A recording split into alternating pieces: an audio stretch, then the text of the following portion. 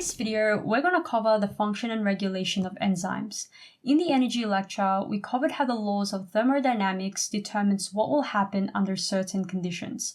We covered spontaneous and non-spontaneous reactions, endergonic and exergonic reactions.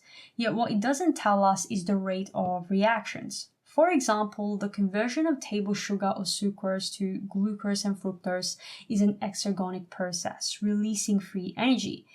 Now, if we take a solution of sucrose and we dissolve it in sterile water, it's just going to sit there for years. Although this process is favourable and occurs spontaneously, it is very slow. But if we add the enzyme sucrase to the solution, sucrose is hydrolyzed quickly. The difference is catalysis. All reactions that occur in cells are catalyzed by enzymes. Before we break down how this occurs, first of all, what is an enzyme? An enzyme is a macromolecule that acts as a catalyst. They are powerful biological catalysts. An enzyme speeds up a reaction without being consumed by the reaction. They don't affect the equilibria of reactions. They're beautiful, okay? Most enzymes are proteins, but there are some RNA molecules called ribozymes that can function as proteins. They're very specific, which means each enzyme catalyzes one chemical reaction or at times some closely related actions. And we're going to go through this, okay? We're going to go through how enzymatic reactions occur in specialized pockets called active sites. Now, their activity depends on their protein conformation, its primary, secondary, tertiary, and quaternary protein structure. If an enzyme is denatured, their catalytic activity is gone. Some enzymes require no chemical groups, but others do require a cofactor, which is an additional chemical component of one or more inorganic ions, such as iron, magnesium, manganese, or zinc. Or they require a coenzyme, which is a complex organic molecule. And there are some enzymes that require both a coenzyme and a metal ion to conduct their catalytic activity. And a coenzyme, or a metal ion that is covalently bounded to the enzyme protein, is called a prosthetic group, okay? With that said, how are enzymes named? Where do they get their names from? Typically, enzymes are named by adding the suffix ase to the name of their substrate or to a word which describes their catalytic activity. Biochemists have a system for classifying and naming enzymes. For example, the class name oxidoreductase, the type of reaction is it transfers electrons, or hydrolysis, okay, transfer of functional groups to water. Okay, so enzymes are important in biological processes and metabolic pathways. So let's now subtract complexity and break down why spontaneous reactions are slow and how enzymes speed up chemical reactions. Let's break down the activation energy barrier. Every chemical reaction that occurs between molecules involves bond breaking and bond forming. We're going to look at an exergonic reaction here with a negative delta G and represent the reaction in a graph format. So we have our reactants and products here. To produce the products, the reactants first need to be distorted into a highly unstable state where the bonds of the reactants changes and we can form the new bonds of the products. So how does this happen, okay? How do the reactants or starting molecules reach the contorted state? Let's break this down. The reactants here must absorb enough energy from their surroundings, and this input of energy, or investment of energy, needed to transition the starting molecules and break their bonds is known as the free energy of activation, or simply activation energy. The reactants absorb thermal energy from the surroundings, and what the thermal energy does is speed up the reactant molecules, colliding with each other and breaking the bonds. And when the reactants have absorbed sufficient amount of energy for their bonds to break, they are in the transition state, which means they are activated and their bonds can be broken. So think of the activation energy as the amount of energy needed, thermal energy from the surrounding, to push these starting molecules or reactants uphill to reach the top of an energy barrier, and once it reaches the top, the downhill part can occur, forming the products. And when the new bonds of the products form, energy is released, and this energy is released as heat. And so the molecules have lower energy than the transition state. So this portion of the graph here, the downhill part, shows the loss of free energy by the molecules as the new bonds form.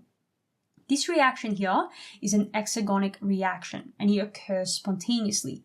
Before the reaction can occur, the reactants must absorb enough energy to reach the top of the activation energy barrier, known as the transition state, where bond breakage can happen. If the activation energy is really high and the transition state isn't reached, or the top of the energy barrier isn't reached, the reaction will not proceed. And this is where enzymes come in. Let's go through how enzymes speed up chemical reactions. What an enzyme does is it catalyzes a reaction by lowering the activation energy barrier so that molecules can absorb enough energy to reach the top of the energy barrier, or the transition state, for the bonds to break. Now, an enzyme can't change the delta G value for the reaction, or the free energy change for a reaction. It can't make an endergonic reaction exergonic. So here, we have an exergonic reaction without an enzyme present. The starting molecules absorbing energy from their surrounding to reach the transition state, and then the downhill part of the reaction occurs and free energy is released into the environment. This right here is the free energy change for the reaction.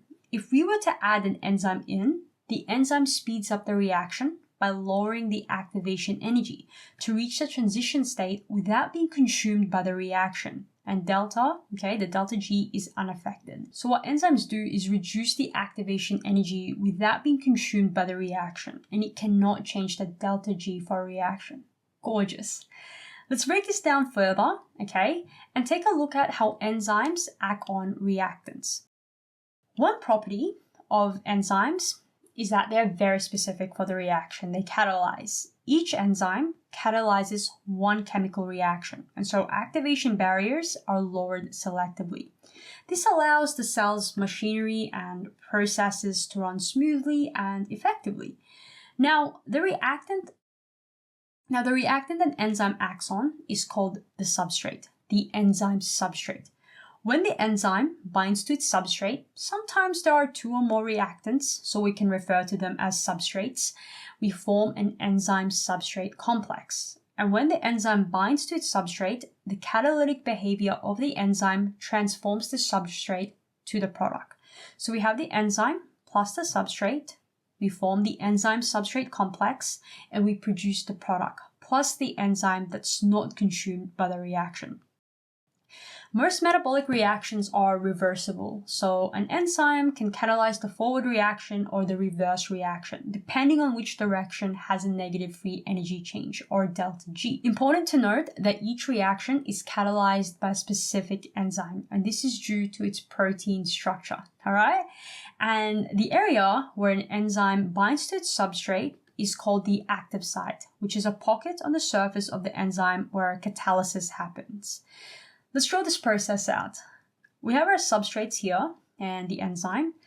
The substrates enter the active site. Usually the substrates are held in the active site by hydrogen bonds and ionic bonds. And the side groups, or R groups I should say, of few of the amino acids of the active site catalyze the transformation of substrate to product. But this structure isn't rigid. It's not stiff.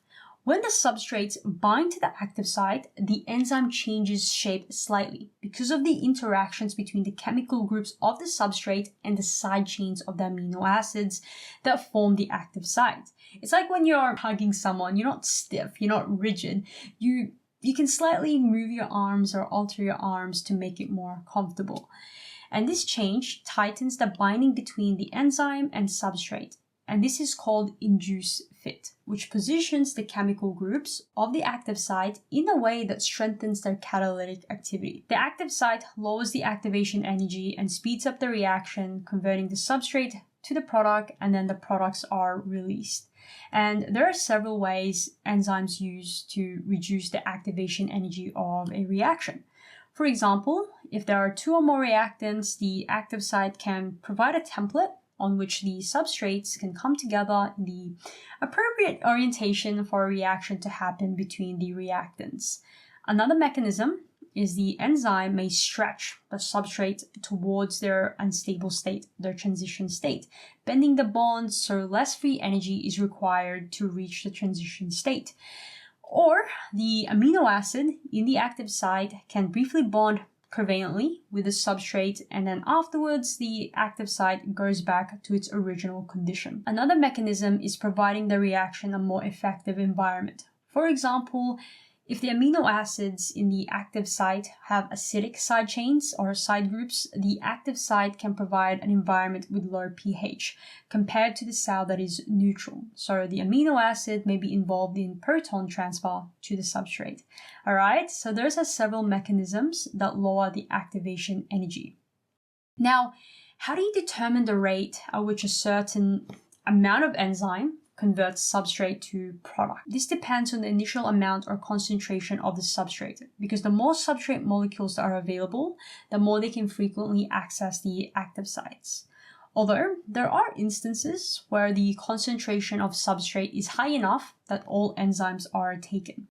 At this substrate concentration, the enzyme is saturated, and the rate of the reaction is based on the speed at which the active site converts substrate to product. So to increase the rate of product formation, you'd simply add more enzyme. Now, the catalytic activity of enzymes is affected by different environmental factors, such as temperature, pH, as well as chemicals. Let's go through how temperature and pH levels influence enzyme activity. Earlier, we touched on how the function and activity of an enzyme is determined by its protein structure, its primary, secondary, tertiary, and quaternary structure. The sequence of amino acids determine its specificity. Okay, there are also weak interactions, hydrogen bonds and ionic bonds that stabilize the shape of enzymes. Essentially, 3D structures of proteins are very sensitive to their environment. Changes to the environment may cause the protein to denature, and so it's going to lose its function. So each enzyme works more effectively under certain conditions. When we increase temperature, the rate of a reaction increases because substrates are more agitated, increasing collisions to break the bonds, converting reactant to product molecules. However, once the temperature increases past a certain point, the speed of reaction significantly decreases. What happens is the rise of temperature breaks the hydrogen bonds and ionic bonds that stabilize the active site of the enzyme. The protein eventually denatures and its function is lost. So each enzyme has an optimal temperature at which its catalytic activity is high. Most human enzymes have optimal temperatures of about 35 to 40 degrees Celsius, close to human body temperature. And the thermophilic bacteria that live in hot springs contain enzymes with optimal temperature of 70 degrees or higher. Okay, each enzyme has an optimal temperature, and it also has a pH at which it's most active. The optimal pH values for most enzymes fall in the range of pH 6 to 8, but there are exceptions. So for example, pepsin, which is a digestive enzyme in the human stomach, works best at a very low pH. Usually, acidic environment denatures most enzymes, but pepsin is well adapted to maintain its functional 3D structure in the acidic environment of the stomach. In contrast, trypsin, which is a digestive enzyme that resides in the more alkaline environment of the human intestine, would be denatured in the stomach. Okay, now there are also chemicals that inhibit enzyme activity. These are called enzyme inhibitors. Sometimes the inhibitor attaches to the enzyme by covalent bonds. This is usually irreversible. And there are also enzyme inhibitors that bind to the enzyme by weak interactions. And this type of inhibition is reversible. Some reversible inhibitors resemble the normal substrate molecule and compete for the active site. These are called competitive inhibitors. They reduce enzyme activity by blocking substrates from entering active sites. Now, we can overcome this type of inhibition by increasing the concentration of substrate so that as active sites become available, there are more substrate molecules than inhibitor molecules that can enter active sites, okay? So those are competitive inhibitors. They bind to the active site, thus blocking substrates from entering. There's another type of enzyme inhibitors that don't compete with the substrate to bind to the enzyme, and they are called non-competitive inhibitors. They inhibit enzyme reactions by binding to another part of the enzyme, and when they do, the shape of the enzyme changes, and in turn, the active site becomes less effective. It decreases the catalytic activity of the enzyme. Other types of chemicals, such as toxins and poisons, inhibit enzyme activity. These substances are often irreversible. Now, it's important to note that there are naturally occurring enzyme inhibitors in the cells to regulate and control cellular metabolism. And this leads us to how enzyme activity is regulated to help control metabolism. There are two major ways the cell regulates its metabolic pathways. It can either turn on and off the genes that encode specific enzymes, or it can regulate enzyme activity once it's created. Like I mentioned before, there are molecules in the cell that naturally regulate enzyme activity. These are reversible, non-competitive inhibitors. Because they are non-competitive, they bind to another site of an enzyme via non-covalent interactions, and they change the enzyme shape and the active site's function. This type of regulation is called allosteric regulation, which means a protein's function is affected by the binding of a molecule, a regulatory molecule to be exact, to another site called a regulatory site. And this either stimulates or inhibits enzyme activity. Most enzymes, known to be allosterically regulated, are produced from two or more subunits, each composed of a polypeptide chain with its own active site. Okay? So, if an activator binds to a regulatory site, it's going to stabilize the shape that has functional active sites. Whereas if an inhibitor binds, it's going to stabilize the inactive form of the enzyme. The subunits of an allosteric enzyme fit together in such a way that a shape change in one subunit is transmitted to all others. Okay? Through this interaction of subunits, a single activator or inhibitor molecule that binds to one regulatory site will affect the active sites of all subunits. Okay? So let's go through an example using ATP. So ATP, the product of ATP hydrolysis, is ADP and inorganic phosphate. They play a complex role in balancing the flow of traffic between anabolic and catabolic pathways by their effects on key enzymes. ATP binds to several catabolic enzymes allosterically, lowering their affinity for substrates and thus inhibiting their activity. ADP, however, functions as an activator of the same enzymes. Recall that catabolism functions in regenerating ATP. So, if ATP production lags behind its use, ADP is going to accumulate. And so it's going to activate the enzymes that speed up catabolism, producing more ATP. If the supply of ATP exceeds the cell's demand, then catabolism is going to slow down. And as ATP molecules accumulate, they're going to bind to the same enzymes, inhibiting them. Beautiful process. ATP, ADP, and other related molecules also affect key enzymes in anabolic pathways. In this way, allosteric enzymes control the rates of important reactions in both sorts of metabolic pathways. And we covered this in the metabolism lectures, all right? So let's now move on to the next part, and that is cooperativity. A substrate molecule binding to one active site in a multi-subunit enzyme triggers a shape change in all the subunits, okay? So it's going to increase catalytic activity at the other active sites. So this mechanism is going to amplify the response of enzymes to substrates. So one substrate molecule primes an enzyme to act on additional substrate molecules more readily. The next thing we're going to look at is feedback inhibition. So earlier, we looked at the allosteric inhibition of an enzyme in an ATP generating pathway by ATP itself. This is a common mode of metabolic control, okay, called feedback inhibition. In feedback inhibition, a product produced in a pathway is also an inhibitor of an enzyme earlier in the pathway. So as we can see here, we have substrate A, B, C, D, and E, our product. So product E okay, it's going to bind to enzyme 1, okay? It's an inhibitor of enzyme 1. And so the active site of enzyme 1 can no longer catalyze the conversion of substrate A to substrate B. And that is how feedback inhibition works. In this lecture, we learned that enzymes are proteins, but there are RNA molecules called ribozymes that can function as proteins. We covered what the activation energy is and the transition state, and how enzymes speed up chemical reactions without being consumed by the reaction. We also covered how the catalytic activity of enzymes is affected by different environmental factors such as temperature, pH, and chemicals. Thank you for watching this video. Make sure you subscribe to EKG Science so you don't miss a single lecture. And remember, subtract complexity and slow down.